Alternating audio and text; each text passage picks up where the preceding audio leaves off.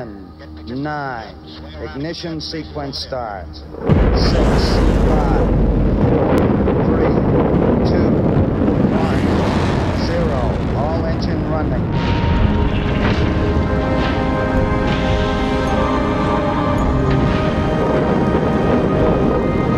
Liftoff. We have a liftoff. 32 minutes past the hour. Liftoff on Apollo 11.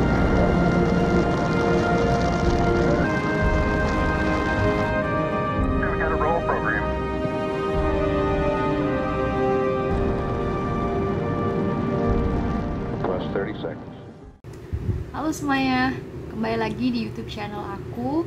Hari ini kita akan membahas terkait dengan hukum ruang angkasa atau space law.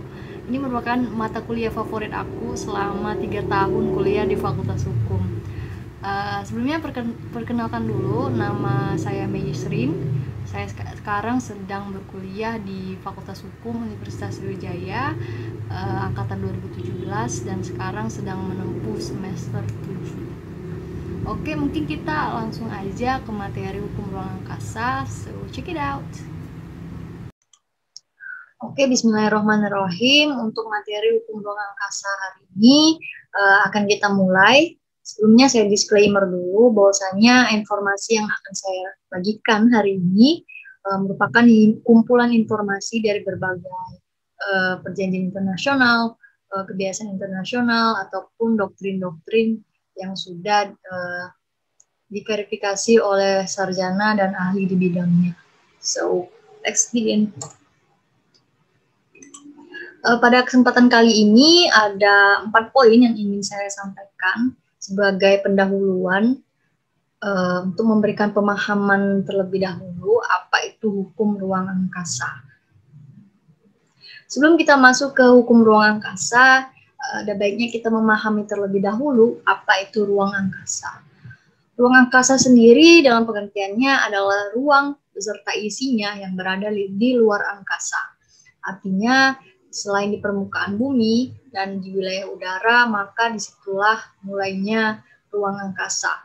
Itu juga isinya seperti misalnya bulan dan planet-planet lain di solar system kita, termasuk juga matahari dan segenap galaksi dan bintang-bintang lainnya. Kemudian apa itu hukum ruang angkasa? Hukum ruang angkasa itu adalah hukum yang mengatur hubungan antara negara, hak dan kewajiban yang timbul dari aktivitas di ruang angkasa itu sendiri, serta memberikan perlindungan terestrial dan non-terestrial. Selanjutnya, apa sih yang mengawali timbulnya hukum ruang angkasa ini? Hukum ruang angkasa baru mulai muncul pada abad ke-20, tepatnya pada tahun 1960-an. Dan lebih spesifik lagi itu pada saat Yuri Gagarin yang berasal dari Uni Soviet pada Oktober 1957 diluncurkan ke ruang angkasa dengan pesawat ataupun spaceship Sputnik yang digagas oleh Uni Soviet ataupun sekarang disebut dengan Rusia.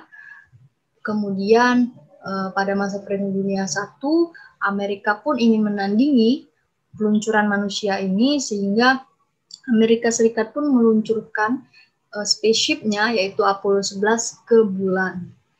Maka dari itu dari peristiwa-peristiwa inilah dianggap penting untuk mengatur aktivitas-aktivitas yang ada di ruang angkasa kita, tidak hanya sebatas di bumi saja. Lalu konvensi apa saja yang mengatur terkait ruang angkasa?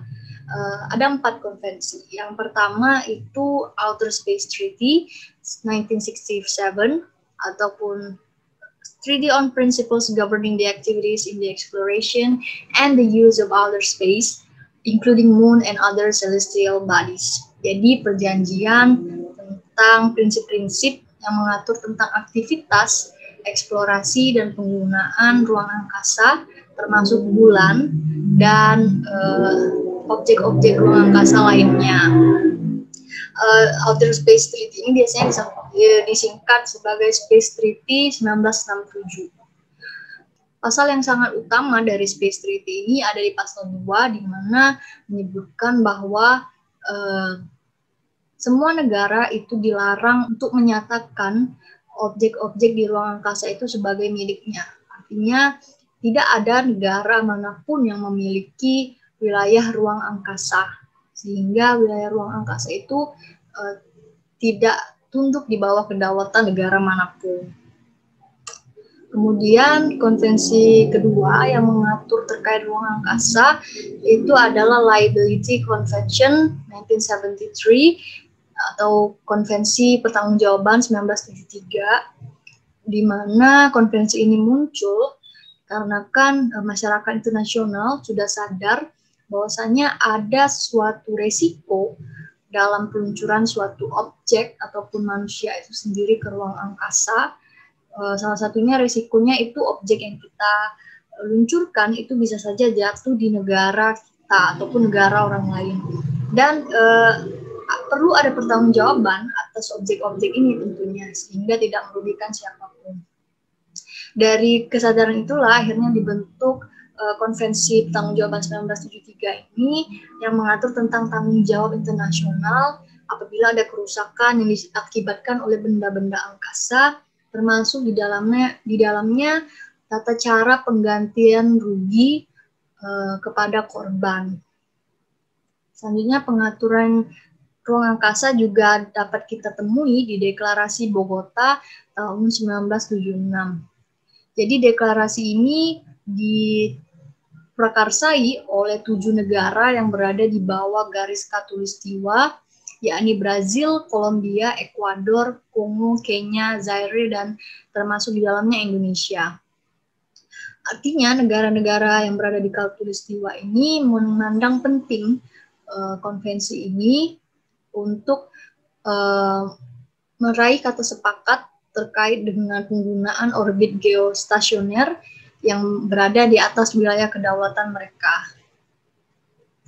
Kemudian yang keempat itu Convention on Registration of Objects Launched into Outer Space atau konvensi terkait pendaftaran objek-objek yang diluncurkan ke ruang angkasa tahun 1976. Tujuan dari konvensi ini adalah untuk mengatur tentang pendaftaran objek-objek ruang angkasa oleh negara-negara peluncuр, kemudian menyediakan suatu database objek apa saja yang sudah diluncurkan ke ruang angkasa.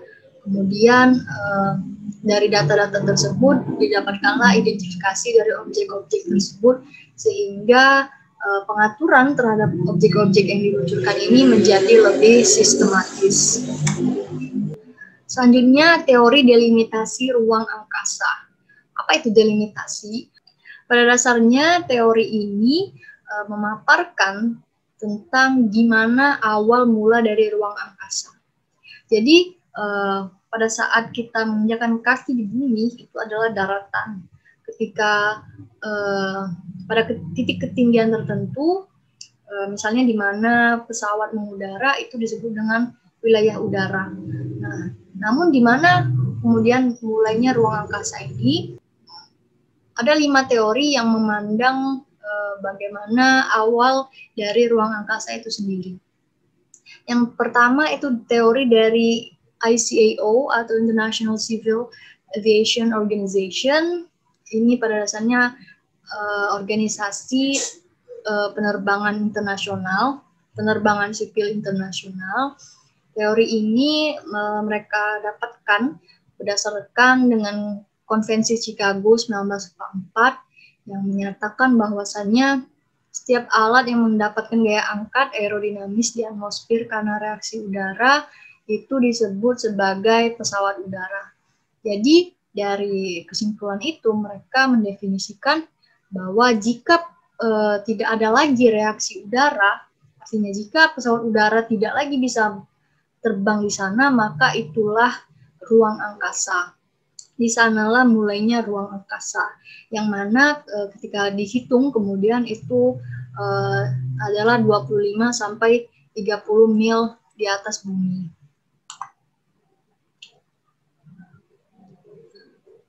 Kemudian teori yang kedua adalah teori transmisi radio.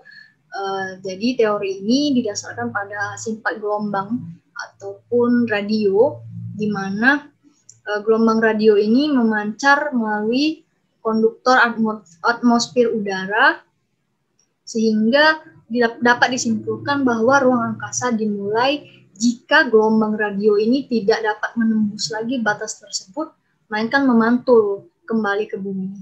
Jadi jika dihitung maka ruang angkasa bermula dari ketinggian 150 sampai 300 mil dari permukaan bumi.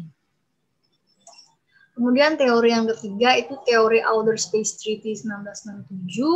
Teori ini berdasarkan Space Treaty 1967 yang memandang bahwasanya titik mulainya ruang angkasa adalah di mana titik terendah orbit suatu satelit ataupun space objects. Jadi teori ini memandang ruang angkasa itu dimulai pada titik terendah suatu perputaran satelit. Jadi jika satelit berputar di sini, maka titik terendahnya adalah titik mulainya ruang angkasa. Di mana itu ketika dihitung menjadi 80 km di atas permukaan bumi. Kemudian teori GSO atau Geostationary Orbit. Jadi teori ini dipakai negara kolong ataupun negara yang wilayahnya berada di bawah wilayah udara tersebut. Artinya negara tersebut dilalui garis khatulistiwa termasuk Indonesia. Mereka mencanangkan teori ini untuk mengklaim hak-hak berdaulatnya mengeksplorasi dan mengeksploitasi kekayaan alam di ruang angkasa. Jadi geostationary orbit ini berada di sini, di garis khatulistiwa, di tengah-tengah bumi, dengan ketinggian setinggi 36.000 km dari permukaan bumi dan berbentuk cincin mengitari bumi. Teori ini digagas dalam sidang ke-22 UN COFUS, United Nations Committee of Fiscal Use of Outer Space. Jadi mereka memandang bahwasanya titik awal ruang angkasa itu berada di 36.000 km di atas permukaan bumi. Dan terakhir adalah teori pesawat Lockheed U-2. Pada dasarnya teori ini lahir ketika pesawat Lockheed U-2 dari milik Amerika Serikat itu terbang di atas wilayah Uni Soviet, di mana Uni Soviet ini kemudian memprotes pesawat ini yang mengudara di atas wilayahnya, namun kemudian Amerika Serikat berdalih bahwasanya ketinggian dari pesawat tersebut sudah melebihi batas wilayah udara dan mereka sebenarnya sedang terbang di wilayah ruang angkasa, di mana mereka mengklaim kemudian inilah titik awal dari ruang angkasa, yakni setinggi 78.000 kaki di atas permukaan bumi. Kemudian teori yang terakhir itu adalah teori Space Shuttle atau teori orbiter. Space Shuttle sendiri itu adalah pesawat ulang-alik yang dibuat oleh Amerika dan digunakan berkali-kali untuk mengirim para astronot ke International Space Station.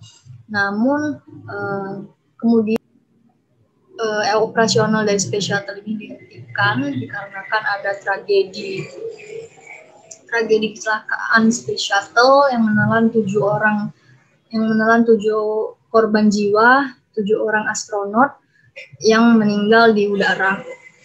Kemudian Space Shuttle program ini dihentikan dan yang beroperasi hanya Soyuz dari Rusia. Tapi sekarang sudah ada pengganti Space Shuttle itu sendiri, itu dari SpaceX. SpaceX sudah meluncurkan pesawat ruang angkasanya sendiri, spaceship-nya sendiri yang bernama Dragon X, dan sudah meluncurkan 5 orang astronot ke International Space Station. Pada dasarnya teori Space Shuttle ini membagi 3 tahapan peluncuran Space Shuttle itu ke ruang angkasa. Yang pertama itu ascent, yang kedua itu orbital, yang ketiga itu descent. Jadi dari teori ini didapatkan bahwasannya batas ruang angkasa itu berlaku pada saat tangki luar bahan bakar pecah dan terbakar, disusul 2 roket pendorongnya. Jadi awal dari ruang angkasa itu sendiri adalah 50 mil di atas permukaan bumi. Baiklah, mungkin itu dulu pengantar dari hukum ruang angkasa dan materi yang bisa saya sampaikan hari ini. Oke, mungkin itu aja materi terkait hukum ruang angkasa yang bisa saya sampaikan hari ini. Semoga menambah pengetahuan dan juga minat kita dan excitement kita terhadap ruang angkasa di alam semesta kita ini. Oke, itu aja dan wassalamualaikum warahmatullahi wabarakatuh. This is ground control to Major Tom. You've really made the grade.